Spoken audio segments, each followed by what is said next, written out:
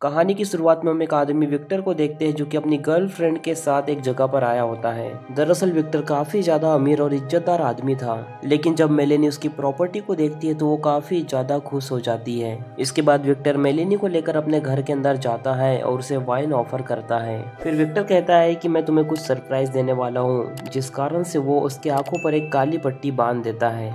इसके बाद वो उसे ऊपर वाले कमरे में लेकर आता है और उसकी पट्टियों को खोल देता है। तभी मेलेनी देखती है कि ये टॉर्चर रूम है और यहाँ पर काफी सारे टॉर्चर करने वाले हथियार रखे हुए थे। मेलेनी ये सब देखकर काफी ज्यादा परेशान होती है और विक्टर से पूछने लगती है कि ये सब क्या है। फिर विक्टर उसे बताता है कि मेरी फैमिली पहले से ही काफी ज्यादा अमीर थी, इसलिए वो लोगों को यहाँ पर लाके उन्हें टॉर्चर किया करते हैं। फिर विक्टर उसे बताता है कि मैं भी चाहता हूँ कि हम सब यहीं पर करें। इसके बाद विक्टर उसे रेक पर सब कुछ करने के लिए कहता है, लेकिन मेलेनी उसकी बात नहीं मानती। इसके बाद विक्टर उसे मनाता है और मेलेनी किसी तरह उसकी बातों में आ जाती है। फिर विक्टर उसे रेक पर लिटाकर उसके हाथ पैरों को बांध देता है। इसके बाद विक्टर उस रेक का हैंडल घुमाता है, जिससे उसकी बॉडी स्ट्रेच होने लगती है और उसे काफी ज्यादा पेन होता है। फिर विक्टर मेलेनी को बताता है कि अभी तो सिर्फ ये लेवल 1 है। फिर मेलेनी उसे कहती है कि मैं इससे ज्यादा दर्द बर्दाश्त नहीं कर सकती। फिर मेलेनी उसे खुद को खोलने के लिए बोलती है और विक्टर उसे खोलने लगता है,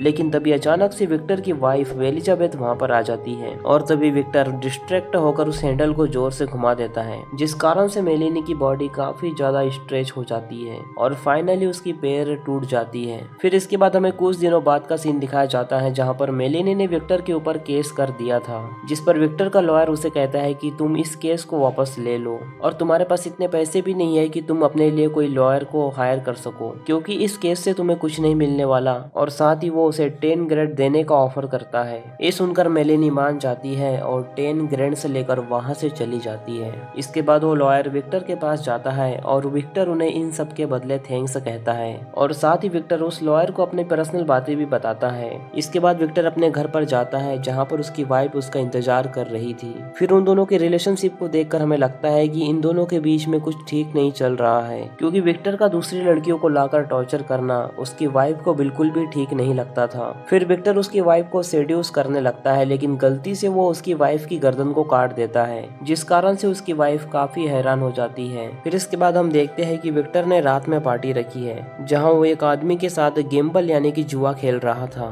फिर इसके बाद उसकी वाइफ आकर उसे रोकने की कोशिश करती है, जिस पर विक्टर उसकी वाइफ की बेइज्जती करके उसे वहां से जाने के लिए बोलता है। फिर उसकी वाइफ जब अपने कमरे में जाती है तब वहां पर विक्टर का लॉयर आ जाता है और उसकी वाइफ को किस करता है, जिससे हमें पता चलता है कि इन दोनों के बीच में अफेयर चल रहा है। दूसरी तरफ हम देखते हैं कि विक्टर जुए में हार जाता है, जिस कारण से वो अपने अपोनेंट को गन दिखाकर डराने की कोशिश करता है। फिर वो अपने घर में जाकर कमरे का दरवाजा ठोकने लगता है। इधर एलिजाबेथ उसके आने की आवाज सुनकर अपने लॉयर को कहीं छुपाने लगती है। इसके बाद वो विक्टर के लॉयर यानी कि रोमन को अलमारी में छुपा देती है। फिर जब उसकी वाइफ डोर खोलती है तो विक्टर उसकी वाइफ के नजदीक आने की कोशिश करता है, क्योंकि वो काफी ज्यादा ड्रंक हो रखा था। इसके बाद एलिजाबेथ उसे धक्का देकर कहती है कि तुम भी अपने फादर की तरह ही हो, जिस पर विक्टर रोने लगता है, क्योंकि उसका फादर बिल्कुल भी अच्छा इंसान नहीं था। तभी एलिजाबेथ विक्टर को रोता देखकर रोमन को बाहर निकालकर वहां से चली जाती है। इसके बाद हम देखते हैं कि विक्टर गेम खेल रहा होता है और तभी वहां पर एलिजाबेथ आती है और उसकी वाइफ उससे कहती है कि मैं कुछ देर के लिए बाहर जा रही हूँ, लेकिन इस बात से विक्टर को कोई भी फर्क नहीं पड़ता।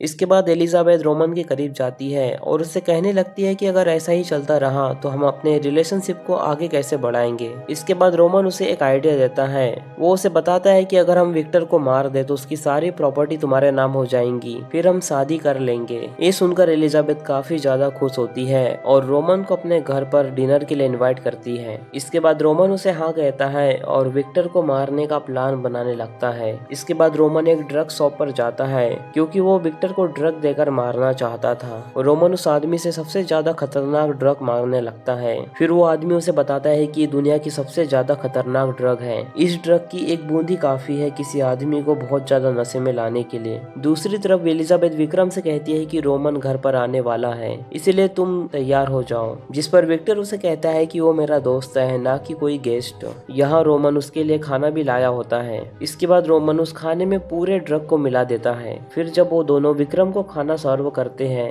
तब विक्रम को वहाँ पर चॉप स्टिक नहीं मिलता है, जिस कारण से विक्रम वहाँ चॉप स्टिक लाने के लिए जाता है। लेकिन तभी उसे वहाँ पर उस ड्रग की बोतल मिलती है। ये देखकर वो रोमन से पूछने लगता है कि ये क्या चीज है। ये देखकर रोमन बहाना बताता है और कहता है कि कल तुम्हारे घर में पार्टी थी, तो हो सकता किसी ने ड्रग की बोतल को वहाँ पर छोड़ दिया हो। इसके बाद विक्टर उस खाने को खाने लगता है, लेकिन वो खाना खाने के बाद तुरंत ही बेहोश हो जाता है। जिस पर एलिजाबेथ पूछती है कि क्या वो मर गया। फिर रोमन उसे कहता है कि हाँ, ये मर गया। इसके बाद ये लोग यहाँ पर पुलिस को बुलाते हैं। फिर पुलिस यहाँ की छानबीन करने लगती है। इसके बाद वहाँ पर एक डॉक्टर आता है जो कि रोमन से कुछ सवाल करने लगता है। फिर इसके बाद वो डॉक्टर कहता है कि हमें इस बॉडी का पोस्टमार्टम करना चाहिए, तभी हमें पता लगेगा कि इसकी मौत किस तरह हुई। जिस पर रोमन उसे कहता है कि नहीं, तुम ऐसा नहीं कर सकते, क्योंकि विक्टर की लास्ट इच्छा यही थी। क्योंकि उसकी लास्ट इच्छा यही थी कि कोई भी उसकी बॉडी को ना छुए। ये सुनकर डॉक्टर को कुछ गड़बड़ लगती है, जिस पर वो डॉक्टर गुस्सा होकर उसे कहता है कि वो इस बात को कोर्ट में लेकर जाएगा। इसके बाद डॉक्टर अपने असिस्टेंट को उस बॉडी को फ्रीजर में रखने के लिए कहता है, क्योंकि वो उस बॉडी का पोस्टमार्टम करने के लिए कोर्ट में लड़ेगा। दूसरी तरफ हम देखते हैं कि रोमन एलिजाबेथ के पास में ही रुका था। साथ ही उसे ये सब करके अच्छा नहीं लग रहा था, क्योंकि विक्टर उसके बचपन का दोस्त था।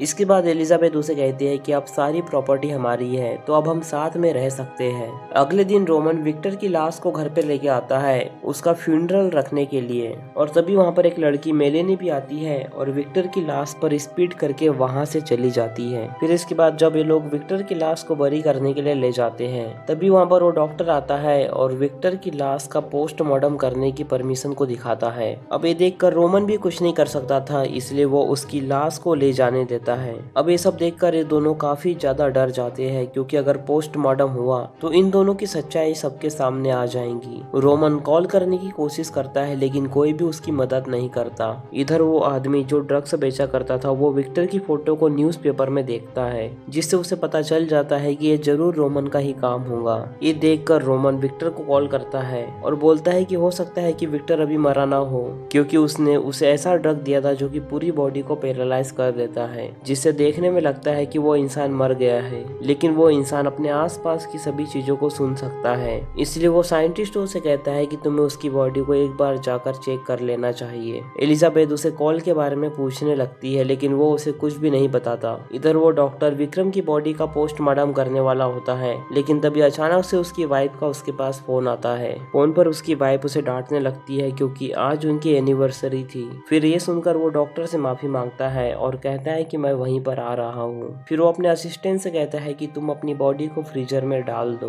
क्योंकि वो कल सुबह इसकी ऑटोप्सी करेगा। फिर जब वो डॉक्टर वहाँ से चला जाता है तो वो अपने दोस्तों को कॉल करता है। फिर जब डॉक्टर वहाँ से चला जाता है तो वो असिस्टेंट अपने दोस्तों को कॉल करके यहाँ पर बुलाता है, क्योंकि वो विक्टर के साथ कुछ करना चाहता था। इधर रोमन उसी आदमी के पास जाता है जिसने उसे ड्रग्स दिया था। इसके बाद वो आदमी उससे कहता है कि तुम्हें वहाँ पर जाकर एक बार चेक कर लेना चाहिए। वो डॉक्टर उसे गौर से देखने लगता है कि वो सच में मरा है या नहीं। इसके बाद रोमन वहाँ के लिए निकल जाता है। उस हॉस्पिटल में उस असिस्टेंट के दोस्त भी वहाँ पर पहुँच जाते हैं। इधर सभी लोग उस सर्जरी को करना चाहते थे। दरअसल विक्टर अभी सच में जिंदा होता है। इसके बाद वो डॉक्टर उसकी आंखों को बंद करके उसकी आंखों पर पट्टियां लगाता है। इसके बाद दूसरा दोस्त उसकी पेट में हाथ डालकर उसकी अतड़ियां बाहर निकालता है, लेकिन तभी वो अचानक से देखते हैं कि विक्रम की आंख खुल गई है। इसीलिए वो लोग उसकी आंखों को दोबारा बंद कर देते हैं। इसके बाद रोमन भी उस हॉस्पिटल में पहुंच जाता है, जहाँ पर डॉक्टर का असिस्टेंट उसे बात करने की कोशिश करता है। इसके बाद उसका दोस्त उसे कहता है कि मैं विक्टर का लॉयर हूँ। फिर वो कहता है कि उसकी बॉडी को डॉक्टर ने किसी और केज में बंद करके रखा है। फिर वो उसे डॉक्टर का नंबर देकर यहाँ से भगा देता है।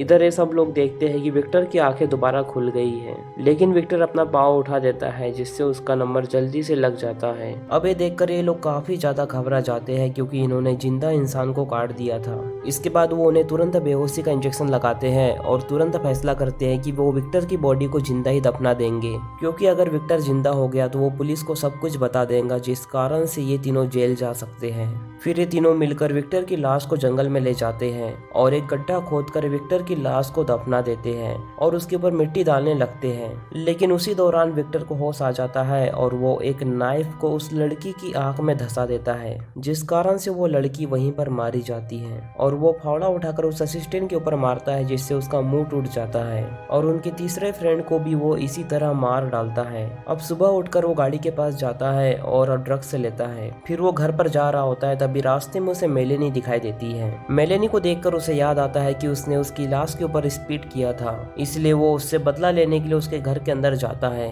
इधर रोमन एलिजाबेथ को बताता है कि विक्टर की बॉडी गायब हो चुकी है। ये सुनकर एलिजाबेथ काफी ज्यादा हैरान हो जाती है, लेकिन रोमन को पता होता है कि विक्टर अभी तक जिंदा है, इसलिए वो हॉस्पिटल से भाग गया होगा। दूसरी तरफ विक्टर ने मेलेनी को अपने बेड के ऊपर बांध दिया होता है और वो मेलेनी से कहता है कि मैं अब तुम्हें तड़पा तड़पा कर मारूंगा। इसके बाद वो अपने घर पर कॉल करता है, जहाँ पर रोमन उसका कॉल रिसीव करता है। ये सुनकर विक्टर काफी ज्यादा हैरान होता है। फिर एलिजाबेथ उससे पूछने लगती है कि किसका कॉल है, लेकिन रोमन उसे झूठ बताता है और कहता है कि ये रॉन्ग नंबर है। इधर दूसरी तरफ विक्टर मेलेनी को एक स्टिक से बहुत बुरी तरह मार डालता है। विक्टर मेलेनी को मारने के बाद फोन पर कुछ कहता है, जिसे सुनकर रोमन काफी ज्यादा डर जाता है। तभी एलिजाबेथ उससे फोन छीनकर खुद कॉल करती है। फिर एलिजाबेथ को पता चलता है कि वो कॉल मेलेनी ने किया था। फिर एलिजाबेथ रोमन से इसके बारे में पूछने लगती है। फिर रोमन बताता है कि मेलेनी अब मर चुकी है, क्योंकि उसने खुद अपने कानों से उसके मरने की आवाज सुनी है। फिर एलिजाबेथ उससे पूछती है कि विक्टर तो मर चुका है, तो फिर वो ये सब कैसे कर सकता है।